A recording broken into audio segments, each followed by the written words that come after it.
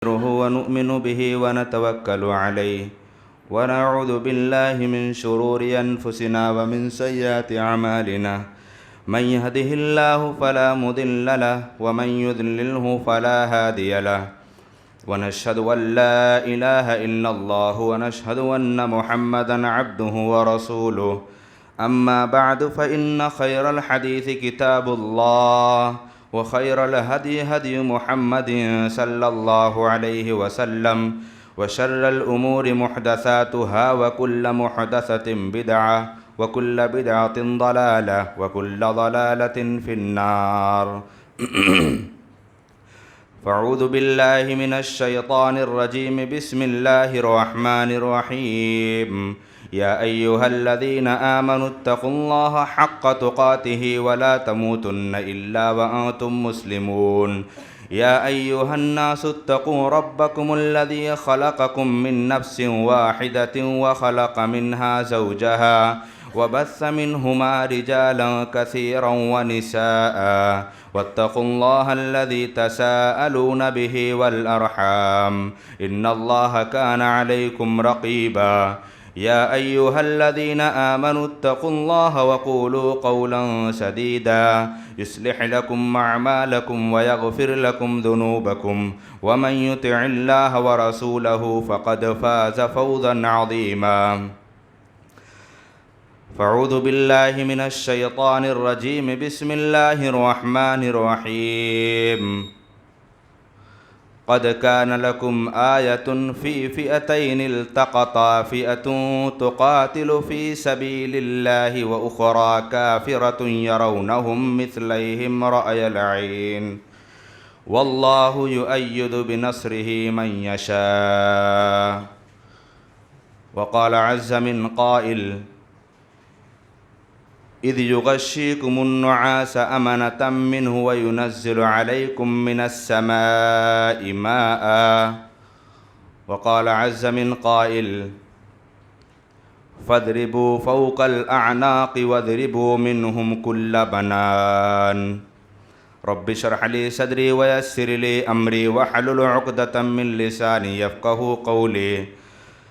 رب زدني علما رب زدني علما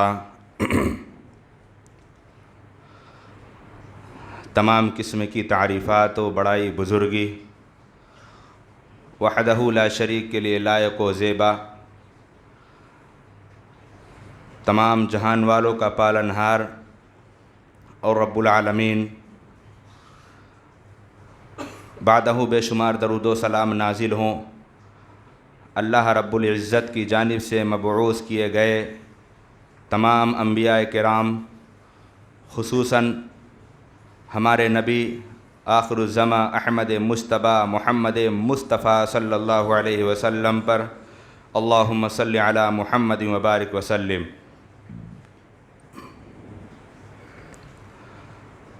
گزشتہ خطبات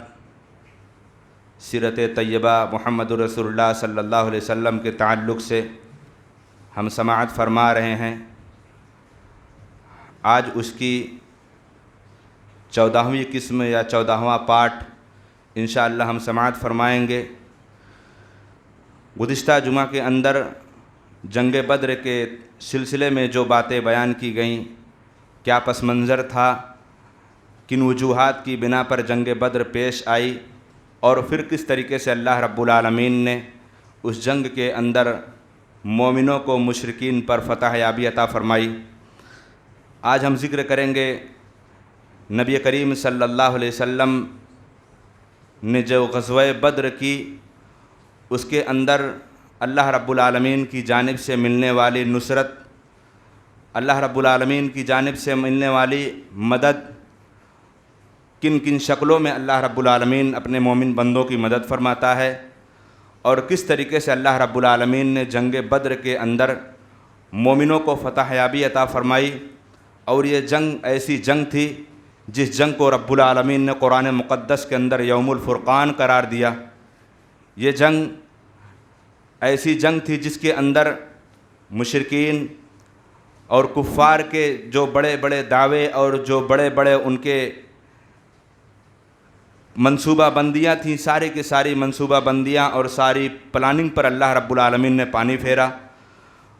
اور مومنوں کو ایک ایسی حوصلہ کن اور ایک ایسی فتح عطا فرمائی جس سے ان کے اندر چین، سکون، اطمینان، قلبی راحت پیدا ہوئی۔ کن کن وجوہات کی بنیاد پر اللہ رب العالمین نے، کیا اسباب تھے یا ان مدد کرنے کی کون سی ایسی شکلیں تھیں، ہم آپ کے سامنے ذکر کریں گے کہ کن اسباب کی بنیاد پر اللہ رب العالمین نے نبی کریم صلی اللہ علیہ وسلم کی جانثار یہ 313 کے جو جماعت،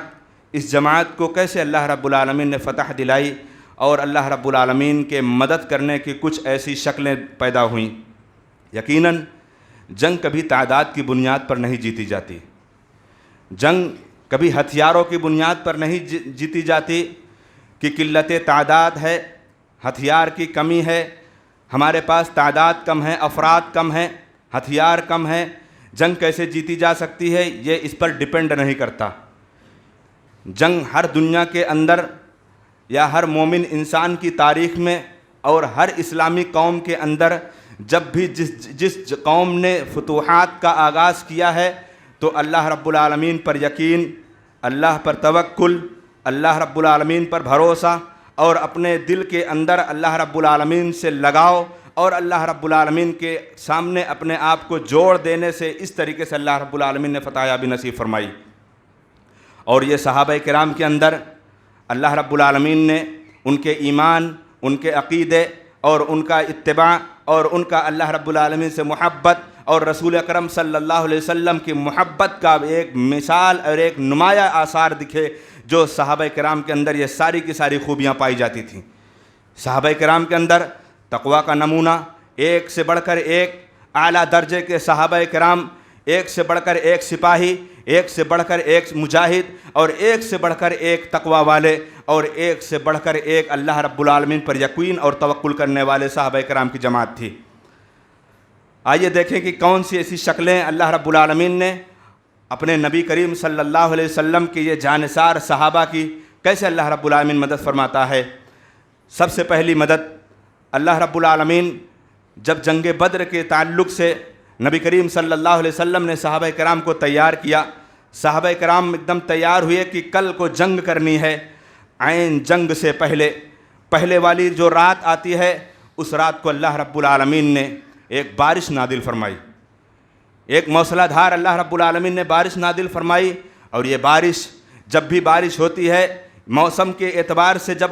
بارش کا جب موسم ہوتا ہے اور جب بارش ہوتی ہے تو انسان کے دل کو تسلی اور سکون ملتی ہے۔ اگر ابھی بارش کا موسم ہمارے سامنے قریب آ جائے اور جب اللہ رب العالمین نے آسمان سے جب بارش روک لے، کتنی بے چینیاں ہوتی ہیں، کتنی بے چینیاں اور کتنی بے قراریاں اور کتنا نقصان ہوتا ہے۔ لیکن یہی بارش انسانی زندگی کے اندر، اور وہ بارش بالخصوص بدری صحابہ کے لیے خاص تھی۔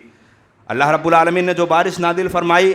جنگ کے ایک دن پہلے والی جو رات تھی، اس رات اللہ رب العالمین نے بارش نازل فرمائی، اور اس بارش سے صحابہ کرام کا یہ وسوسہ بھی ختم ہو گیا کہ کفار کی جو جماعت، جو ہزار کی تعداد میں جو جماعت تھی، وہ پانی کے قریب تھے، اور مسلمان کی جو جماعت تھی، صحابہ کرام کی جو جماعت تھی، پانی سے بہت دور تھے۔ ان کے اندر وسوسہ اور ان کے اندر کچھ ایسی باتیں کھٹک رہی تھی کہ اگر ہم میں کبھی کسی کو ناپاکی لاحق ہو گئی، ہم میں سے اگر کوئی جنبی ہو گیا تو کیسے اس کو طہارت حاصل ہوگی، کیسے اس کو پاکی حاصل ہوگی۔ اللہ رب العالمین نے ان کے اس وسوسے کو ختم کر کے اللہ رب العالمین نے اس رات موسلا دھار بارش فرمائی۔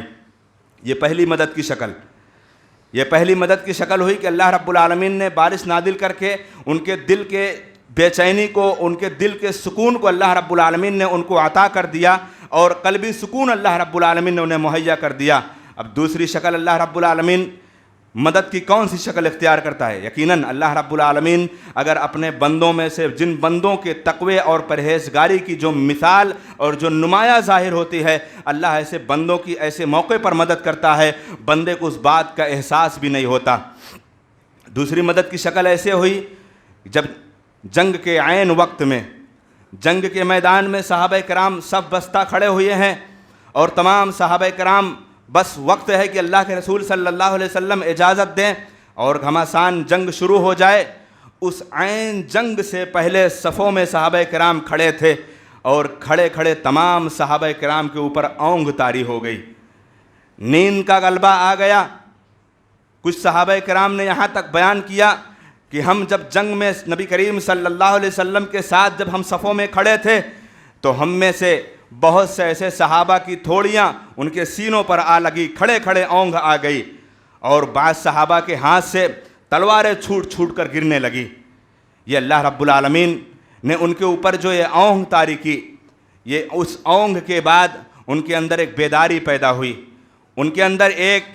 چستی، ایک پھرتی پیدا ہوئی۔ جب یہ اونگ سے جب بیدار ہوئے تو اللہ رب العالمین نے اسی اونگ اور اسی نیند کا اور جو بارش نازل کرنے کا اللہ رب العالمین نے سورہ انفال میں نقشہ کھینچا ہے۔ اللہ رب العالمین نے کہا اذ یغشیکم النعاس امنۃ منہ وینزل علیکم من السماء ماء، کہ اے لوگو یاد کرو اس وقت کو، اے اللہ کے رسول کے صحابہ یاد کرو اس وقت کو جب اللہ رب العالمین نے تمہارے اوپر آسمان سے بارش نازل کی اور جب تمہارے اوپر غشی طاری ہو گئی، جب تم نیند میں ہو گئے، جب تم نیند کے غلبے میں ہو گئے، پھر اللہ رب العالمین نے تمہارے اندر وہ فراوانی اور وہ چستی تمہارے اندر پیدا کی۔ یہ اللہ رب العالمین کی جانب سے ملنے والی مدد کی ایک طریقے سے یہ شکل ہے۔ یہ مدد ہمارے اوپر بھی آ سکتی ہے، یہ مدد امت کے ہر مسلمان یا امت کی ہر جماعت پر آ سکتی ہے جس کے اندر وہ خوبیاں پائی جائیں، جن کے اندر وہ تقویٰ پایا جائے، جن کے اندر وہ پرہیزگاری پائی جائے، اور جس جماعت، جس کمیٹی اور جس تنظیم کے اندر وہ صحابہ کرام کی صفات پائی جائیں، اللہ رب العالمین ایسے بندوں پر یا ایسی جماعت پر، ایسی امت پر اللہ رب العالمین اپنی مدد کو بے سہارا چھوڑتا ہے۔ لا تعداد اللہ رب العالمین مدد کرتا ہے۔ یہ مدد کی دوسری شکل۔ تیسری شکل جو بہت عظیم شکل اور بہت بڑی نمایاں شکل جو اللہ رب العالمین نے عطا کی، بدری صحابہ، اللہ رب العالمین نے قرآن مقدس کے اندر ارشاد فرمایا کہ قد کان لکم آیۃ فی فئتین التقطا فئۃ تقاتل فی سبیل اللہ واخری کافرۃ یرونہم مثلہم رأی العین۔ ایک مدد اللہ رب العالمین نے یہ عطا کی کہ جب صحابہ کرام کی جماعت 313 کی جماعت ہے اور ان کے مد مقابل 1000 کا لشکر ہے جو ساز و سامان اور ہتھیار سے لیس ہے، اللہ رب العالمین نے مومنوں کی تعداد ان کافروں کو دوگنی تعداد دکھائی، ڈبل تعداد اللہ رب العالمین نے دکھائی۔ یہ 313 تو تھے لیکن ان کو یہ دکھائی پڑ رہا تھا کہ یہ شاید 650 کی تعداد سے زائد ہیں۔ یہ اللہ رب العالمین کی مدد کا ایک نمایاں شکل ہے۔ یہ اللہ رب العالمین نے مدد کا ایک یہ ذریعہ سکھایا، قد کان لکم آیۃ فی فئتین التقطا فئۃ تقاتل فی سبیل اللہ۔ جو اللہ رب العالمین کی راہ میں لڑنے کے لیے جو صحابہ کرام کھڑے تھے، ان کی تعداد اگرچہ 313 تھی لیکن کفار کے اندر، مشرکین کے اندر یہ ڈر اور یہ رعب و دبدبا ڈالنے کے لیے اللہ رب العالمین نے دکھایا کہ یہ 313 نہیں ہے بلکہ یہ 650 بھی زیادہ تعداد میں ہیں۔ یہ اللہ رب العالمین کی مدد کی یہ شکل ہے، یہ مدد کی ایک مثال، یہ نمونہ ہے جو غزوہ بدر کے تعلق سے اللہ رب العالمین نے فرمائی، اور اسی کا تذکرہ اللہ رب العالمین نے قرآن مجید کے اندر ارشاد فرمایا قد کان لکم آیۃ فی فئتین التقطا فئۃ تقاتل فی سبیل اللہ واخری کافرۃ یرونہم مثلہم رأی العین۔ اور جو دوسری جماعت تھی، جو کافروں کی جماعت، ان جماعت کو اللہ رب العالمین نے صحابہ کرام کی جماعت کو دوگنی جماعت دکھائی کہ کہیں ایسا نہ ہو کہ ان کے اندر جوش اور ولولہ پیدا ہو اور وہ یہ سمجھیں کہ ہم تو ان سے 3 گنا ہیں اور ہم ان پر فتح یابی جلدی پا سکتے ہیں۔ یہ اللہ رب العالمین کی مثال، یہ اللہ رب العالمین کا نمایاں یہ کردار صحابہ کرام کے اوپر یہ پیش آیا۔ ایک اور مدد کی شکل، اللہ رب العالمین نے آسمان سے فرشتے کو نازل فرمایا۔ فرشتے جنگ بدر کے اندر عملی طور پر وہ حاضر ہوئے، عملی طور پر وہ نازل ہوئے اور اللہ کے رسول صلی اللہ علیہ وسلم کے جانثار صحابہ کرام کے ساتھ وہ کافروں سے جنگ کرتے رہے، مشرکین سے جنگ کرتے رہے، اور اس کی بے مثال اور بے شمار ایسی شہادت، بے شمار ایسی اس کی نمونے مثالیں ملتی ہیں۔ ایک مثال، ایک صحابی رسول، اللہ کے رسول صلی اللہ علیہ وسلم کے وہ صحابی، وہ بیان کرتے ہیں کہ میں ایک مشرک اور ایک کافر کے پیچھے دوڑا اور میں اتنی تیزی سے دوڑا کہ عنقریب تھا کہ میں اپنی تلوار کو نکالوں اور میں اس کو مار دوں اور اس کی گردن تن سے جدا ہو جائے، لیکن پیچھے سے میرے آواز آتی ہے اقدم یا ہیزوم، اقدم یا ہیزوم، یہ کس کی آواز تھی؟ یہ کس کی آواز تھی؟ جنگ بدر کے میدان میں،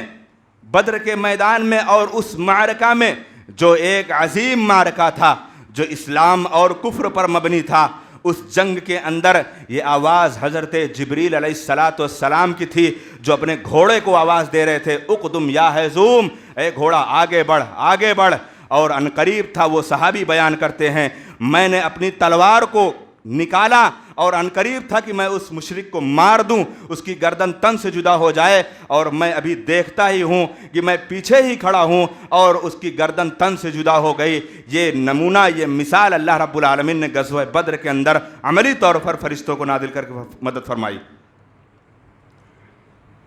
اور دوسری مثال، فرشتوں کے نازل ہونے کی دوسری مثال، اور اللہ رب العالمین نے قرآن مجید کے اندر یہی ارشاد فرمایا۔ قرآن مجید کے اندر اللہ رب العالمین نے فرشتوں کو نازل کرتے ہوئے یہ اعلان کیا تھا کہ اے فرشتوں، وَاضْرِبُوا مِنْهُمْ كُلَّ بَنَانٍ فَاضْرِبُوا فَوْقَ الْأَعْنَاقِ وَاضْرِبُوا مِنْهُمْ كُلَّ بَنَانٍ، اے فرشتوں، اے ملائکہ، جاؤ اور ان مشرکوں کو کہاں مارنا؟ اللہ نے یہ بھی بتایا، اللہ نے یہ بھی بتایا کہ اے فرشتوں، جاؤ ان مشرکوں اور ان کافروں کو وہاں مارنا، ان کی گردن تن سے جدا کر دے اور ان کی انگلیوں کی پور پر مارنا۔ یہ کیسے پتہ چلا؟ یہ اس وقت پتہ چلا جب صحابہ کرام جب جنگ سے فارغ ہو گئے، جنگ کا میدان جب مسلمانوں کی فتح حاصل ہو گئی، تو ایک کافر جو قید ہو کر آیا، ایک مشرک جس کو جنگ بدر کے اندر جیسا کہ پتہ ہے کہ 14 صحابہ کرام نے شہادت نوش فرمائی،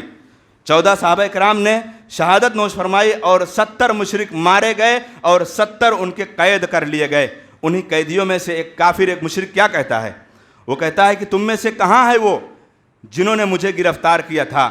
وہ بہت خوبصورت اور ایک حسین و جمیل چہرے والے تھے، اور ان کے جسم پر سفید لباس تھا، میں تم میں سے ان کو نہیں دیکھ پا رہا ہوں کہ کہاں ہے وہ۔ یہ وہی فرشتے تھے جنہوں نے گھسیٹ کر اس کو لائے تھے۔ یہ نمونہ، یہ اللہ رب العالمین کی مدد، یہ ان جانثار صحابہ کے اوپر اور ان جانثار صحابہ کے اوپر اللہ رب العالمین نے یہ نازل فرما کر بتلایا کہ اے مومنوں، اگر وہ صحابہ کرام کا کردار، صحابہ کرام کا کیریکٹر، صحابہ کرام کی زندگی میں آنے والے ان اعمال صالحہ کو اگر تم کرتے ہو تو عنقریب تمہارے اوپر بھی یہ مدد آ سکتی ہے، اور تم بھی اس مدد کے حقدار ہو سکتے ہو۔ اور ساری دنیا نے دیکھا جس قوم کے اندر تقوی، پرہیزگاری اور ان کے اوپر اللہ رب العالمین کے جانثار صحابہ کرام کا وہ مثال اور وہ نمونہ، وہ کردار، وہ کیریکٹر دکھا، اللہ رب العالمین نے ان کو فتح یابی نصیب فرمائی۔ اگرچہ سامنے مد مقابل میں لاکھوں کی تعداد تھی، لیکن اللہ رب العالمین نے مدد کی ایک یہ مثال، یہ نمونہ دکھایا۔ جب اللہ کے رسول صلی اللہ علیہ وسلم جب غزوہ بدر مکمل ہو گئی تو صحابہ کرام، یہ نبی کریم صلی اللہ علیہ وسلم کا آپ کا اپنا کردار تھا، اور یہ ساری انسانیت کی، اور جو دنیا والے جو بیان کرتے ہیں کہ محمد الرسول اللہ صلی اللہ علیہ وسلم نعوذ باللہ وہ دہشت گرد کی تعلیم دیتے تھے۔ قرآن مجید نعوذ باللہ وہ دہشت گرد کی تعلیم دینے والی کتاب ہے۔ اگر جو قرآن مجید کی کتاب کو پڑھ لے، جو قرآن مجید کی کتاب کو پڑھ لے، قرآن مجید کو حقیقی معنوں میں مطالعہ کر لے، اور ہمارے ہند کی سرزمین پر دو مشہور و معروف کتاب کا جو مطالعہ کر لے، رامائن اور مہابھارت کو جو مطالعہ کر لے، رب کعبہ کی قسم کبھی محمد رسول اللہ صلی اللہ علیہ وسلم کو دہشت گرد اور ٹیررسٹ نہیں کہہ سکتا،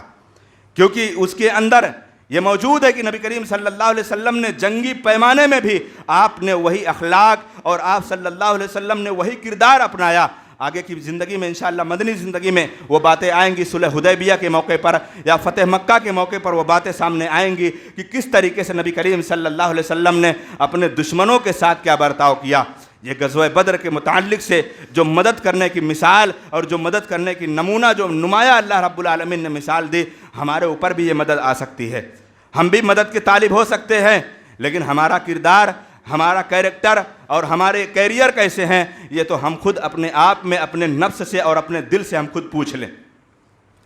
جو نبی کریم صلی اللہ علیہ وسلم کے جانثار صحابہ ہمیشہ اللہ رب العالمین کے حکم کی تعمیل کرتے ہوئے محمد الرسول اللہ صلی اللہ علیہ وسلم کے متوالے اپنی زندگی کے اندر نبی کی ایک ایک بات پر، نبی کی ایک ایک قول پر لبیک کہنے والے تھے، تو اللہ رب العالمین نے ان کی مدد اس طریقے سے کی۔ اور آج ہم یہ اثر لیے بیٹھے ہیں، جمعہ کی نماز میں، عصر کی نماز میں 20 نمازی، فجر کی نماز میں 15 نمازی، ظہر کی نماز میں 30 نمازی، عصر کی نماز میں 20 نمازی، مغرب میں وہ بھی غائب، اور عشاء میں تو گنے چنے لوگ ہیں۔ ہماری حالت یہ ہے، اور ہم لمبی مدد کے امیدوار بیٹھے ہیں۔ اللہ کی مدد اسی وقت آئے گی، اللہ کی مدد اسی وقت آئے گی جو کردار اللہ کے رسول صلی اللہ علیہ وسلم کے صحابہ کرام کے اندر تھا، وہ کردار پیدا کرو، وہ اوصاف پیدا کرو، وہ نمایاں مثالیں اپنے اندر پیدا کرو، اللہ تمہاری مدد کرنے کے لیے بھی تیار ہے۔ اللہ رب العالمین نے کہا واللہ یؤید بنصرہ من یشاء، واللہ یؤید بنصرہ من یشاء، اللہ اپنے بندوں کی جب چاہے، جس وقت چاہے، اللہ مدد کرنے کو تیار ہے، شرط ہے تم اسے بن کر تو دکھاؤ۔ یہ جنگ بدر کے تعلق سے پیارے رسول صلی اللہ علیہ وسلم نے جو اللہ رب العالمین نے آپ کو جو فتح یابی نصیب فرمائی، اس میں اللہ رب العالمین کی جانب سے مدد ملنے والی یہ نمایاں اور یہ مثالیں تھیں۔ ابھی جنگ بدر مکمل ہوئی، اللہ کے رسول صلی اللہ علیہ وسلم کے ایک صحابی بیان کرتے ہیں کہ نبی کریم صلی اللہ علیہ وسلم نے ارشاد فرمایا، یہ جو بدری صحابی ہیں، ان بدری صحابی کے بارے میں جب غزوہ بدر مکمل ہو گئی اور مدینہ منورہ کی طرف جب خوشیوں میں جب بے شمار خوشیاں لے کر صحابہ کرام مدینہ کی جانب روانہ ہو رہے تھے، تو اللہ رب العالمین آسمان کی جانب سے جھانک کر اعلان کرتا ہے، اللہ رب العالمین آسمان کی جانب سے جھانک کر اعلان کرتا ہے۔ اللہ رب العالمین نے کہا اعملوا ما شئتم فقد غفرت لکم، اے بدری صحابہ سن لو، آج کے بعد سے تم جو چاہے کرو، اللہ رب العالمین نے تمہارے مقدر میں مغفرت لکھ دی ہے، اور تمہارے لیے اللہ رب العالمین نے جنت کی مہر دے دی ہے۔ یہ بدری صحابی کا مقام ہے، اور صحابہ کے طبقات اور صحابہ کرام کے جب درجات کی بات آتی ہے تو سب سے پہلے اور سب سے عظیم کردار اور سب سے عظیم شخصیت اگر کسی کی آتی ہے صحابہ کرام میں تھے، وہ ابو بکر صدیق رضی اللہ تعالی عنہ کی آتی ہے، اور پھر ان کے بعد تینوں خلیفہ، اور پھر یہ چاروں خلیفہ کے بعد جو 6 مزید عشرہ مبشرہ میں سے ہیں جن کو نبی کریم صلی اللہ علیہ وسلم نے ان کی زندگی میں ان کے سامنے کہا تم بھی جنتی ہو، تم بھی جنتی ہو، عبد الرحمن بن عوف تم بھی ہو، اور اے ابو عبیدہ بن جراح تم بھی ہو، اور اے علی بن ابی طالب تم بھی ہو، اور اے عثمان بن عفان تم بھی جنتی ہو۔ تو جنگ بدر کے بعد جو نبی کریم صلی اللہ علیہ وسلم نے جو صحابہ کرام کا درجہ، صحابہ کرام کے طبقات جو آپ نے بتائے، سب سے پہلے طبقات میں سے چاروں خلفاء آتے ہیں، اور ان چاروں خلفاء راشدین کے بعد جو 4 مزید عشرہ مبشرہ میں سے ہیں 10 عشرہ مبشرہ، اور ان کے بعد بدری صحابی کا جو مقام آتا ہے، اللہ رب العالمین نے اعلان کر دیا اعملوا ما شئتم فقد غفرت لکم، اے بدری صحابی اللہ رب العالمین نے تمہاری مغفرت کر دی ہے، اور تم جو چاہو کر بیٹھو۔ یہ اللہ رب العالمین کی جانب سے یہ مقام و مرتبہ، یہ فضیلت صحابہ کرام کو ملی۔ اب جنگ کے مقام سے نبی کریم صلی اللہ علیہ وسلم مدینہ منورہ کی طرف روانہ ہو رہے ہیں۔ نبی کریم صلی اللہ علیہ وسلم مدینہ کی طرف روانہ ہو رہے ہیں، اور صحابہ کرام مارے خوشی کے مارے وہ نعرے بلند کرتے ہوئے مدینہ کی گلیوں میں جب جھوم رہے ہیں، ادھر نبی کریم صلی اللہ علیہ وسلم ایک طرف خوشی کی خبر لے کر پہنچ رہے ہیں، اور سامنے دیکھ رہے ہیں کہ آپ کے داماد حضرت عثمان بن عفان رضی اللہ تعالی عنہ آپ کی بیٹی حضرت رقیہ رضی اللہ تعالی عنہ کو جنت بقیع الغرقد میں دفن کر کے واپس لوٹ رہے ہیں۔ زندگی میں ہزاروں غم ہوتے ہیں، جیسا کہ کسی شاعر نے کہا کہ زندگی میں ہزاروں غم ہوتے ہیں، جہاں شہنائیاں بجتی ہیں وہاں ماتم بھی ہوتے ہیں۔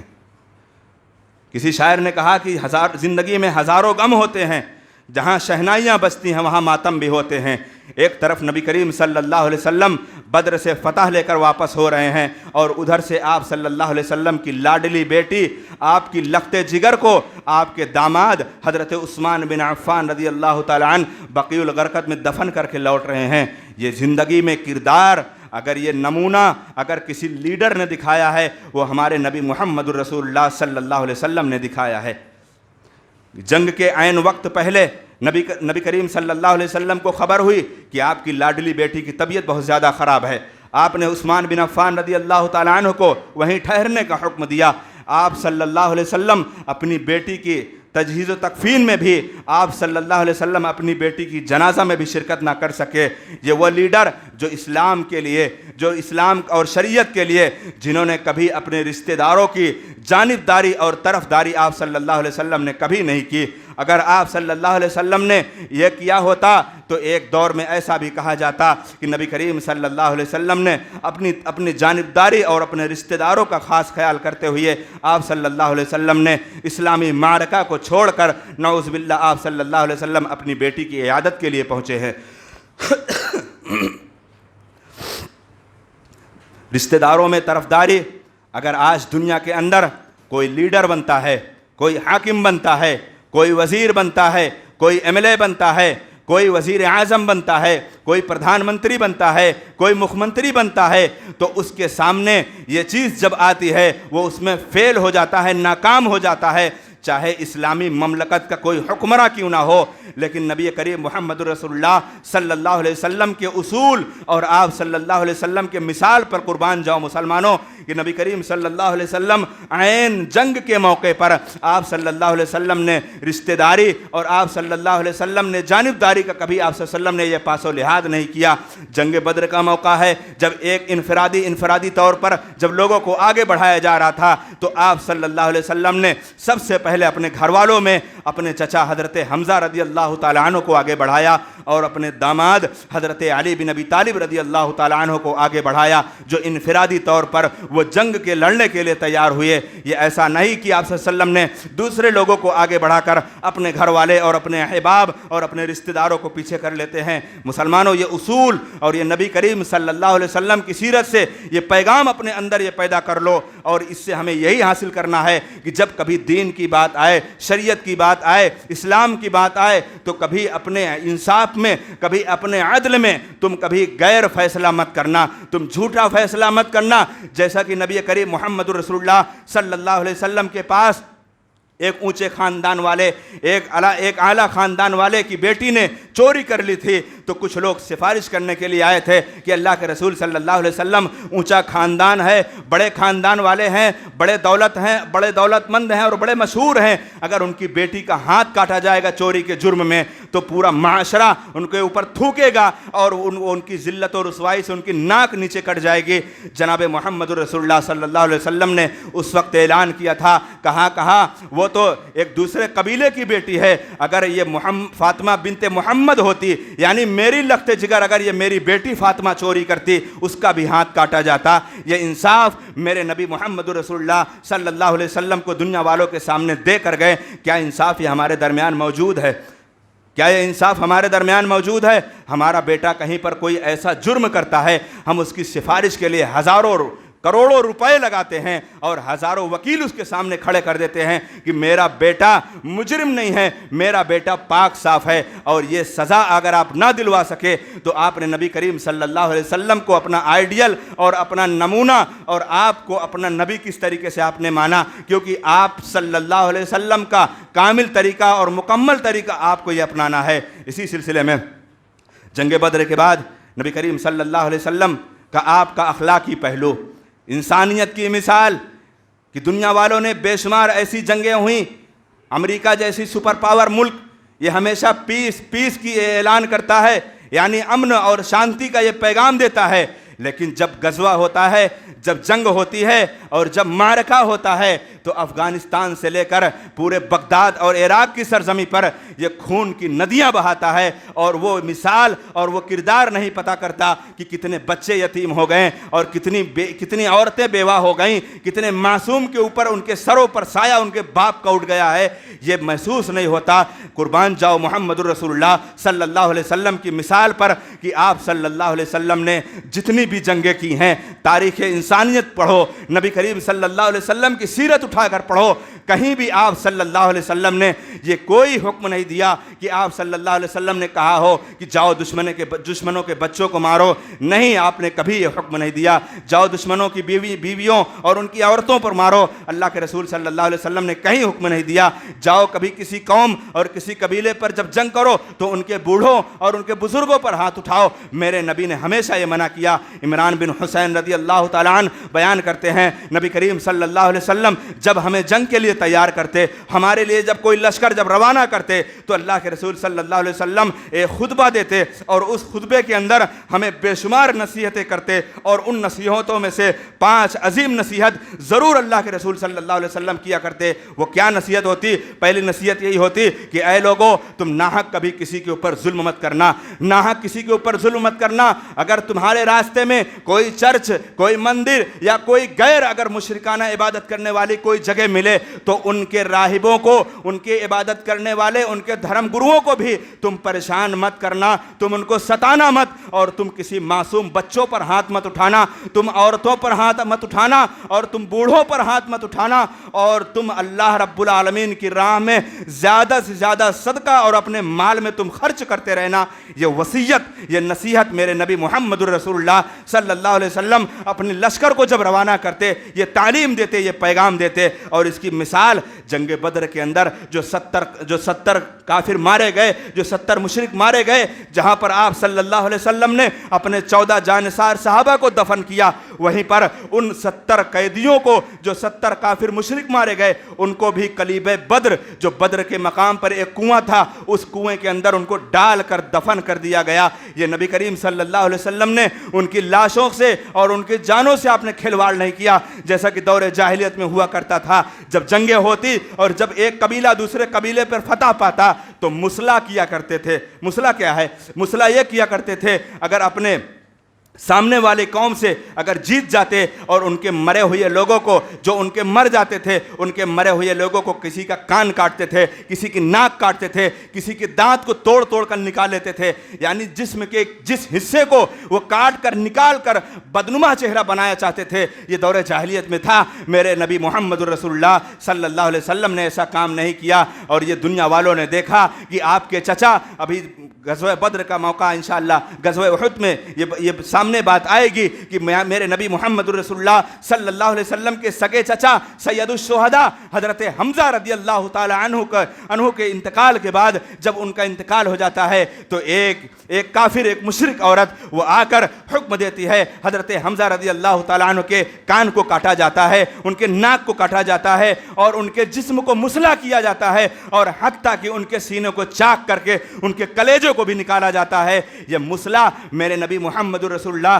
صلی اللہ علیہ وسلم نے اسلام میں حرام قرار دیا ہے، آپ نے کبھی یہ حکم نہیں دیا۔ اسی لیے نبی کریم صلی اللہ علیہ وسلم نے ان کو جو بدر کے اندر جو مشرک مارے گئے ان کو دفن کرنے کا حکم دیا۔ اور دنیا والوں نے دیکھا ہے، دنیا کے اندر جتنی بھی جنگیں ہوتی ہیں، جتنے بھی لیڈر اپنے آپ کو رہنما اور رہبر بنتے ہیں، ان لیڈروں نے اور ان رہبروں نے اتنی خون کی ہولیاں کھیلی ہوں گی کہ کبھی اپنے فوج کے لوگوں کو دفن نہیں کیا، دوسرے والوں کو درندے اور کتے نوچ نوچ کر ان کے جسم کو دنیا والوں کے سامنے دکھایا ہے۔ کیا ایسا کردار، ایسا کریکٹر دنیا کے کسی لیڈر اور کسی رہبر نے دکھایا؟ نہیں دکھایا، جو میرے نبی محمد رسول اللہ صلی اللہ علیہ وسلم نے دکھایا۔ اور آپ صلی اللہ علیہ وسلم نے ان 70 جو مارے گئے جو مشرکوں سے مخاطب ہو کر آپ صلی اللہ علیہ وسلم نے ان سے کیا کہا؟ ان سے مخاطب ہو کر آپ صلی اللہ علیہ وسلم نے کہا، هل وجدتم ما وعد ربكم حقا۔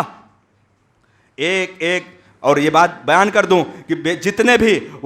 بھی غزوہ بدر کے اندر جو مارے گئے تھے، جو 70 کافر مشرک مارے گئے تھے، ان میں کوئی معمولی آدمی نہیں تھے، وہ بڑے بڑے سردار اور بڑے بڑے قبیلے کے مانے جانے والے لوگ تھے۔ نبی کریم صلی اللہ علیہ وسلم نے ایک شخص کا نام لے کر آپ نے ان کو مخاطب ہو کر کہا اے ابو جہل بن ہشام اور اے نضر بن حارث، کیا تمہیں اس بات کا علم نہیں کہ هل وجدتم ما وعد ربكم حقا؟ کیا اللہ رب العالمین نے جو تم سے وعدہ کیا تھا آج تمہیں وہ بدلہ ملا کہ نہیں ملا؟ یعنی تم نے اللہ رب العالمین کی بغاوت اور اس کی سرکشی کر کے تم نے یہ سمجھا تھا کہ ہم حق پر ہیں، لیکن اللہ رب العالمین نے دکھایا۔ تو حضرت عمر بن خطاب رضی اللہ تعالیٰ عنہ آپ کے بغل میں کھڑے تھے، انہوں نے کہا اللہ کے رسول صلی اللہ علیہ وسلم یہ تو مر گئے ہیں، ان کی روح تو جان نکل گئی ہے، آپ کیسے ان کو سنا رہے ہو؟ نبی کریم صلی اللہ علیہ وسلم نے کہا جتنا تم نہیں سن رہے ہو تم سے زیادہ یہ سن رہے ہیں۔ کیوں؟